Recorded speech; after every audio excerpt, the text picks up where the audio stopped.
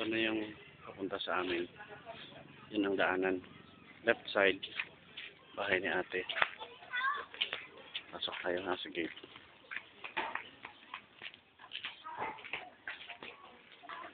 Yan. Green gate. Yang sa kanan, bahay ng nanay ko. Diyan siya sa loob natutulog. Tapos ako doon sa kubo. Yun. Yan. Oh, yan. Yun. Okay. Pagpasok ko sa gate, yan, multi-cap nila ate. Business niya, mineral water. Tapos yan yung bahay ni ate. Okay. Galing sa bahay ni ate. Yan. Cap. Tapos yung bahay ni nanay. Diyan ako natutulog. Oh, diyan ako natutulog. Yan, sa kubo na yan.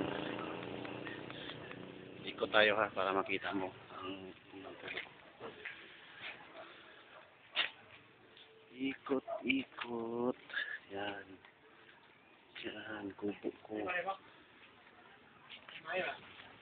Yan, si John kasama ko sa trabaho nag-iihaw ng isda para birthday ko eh.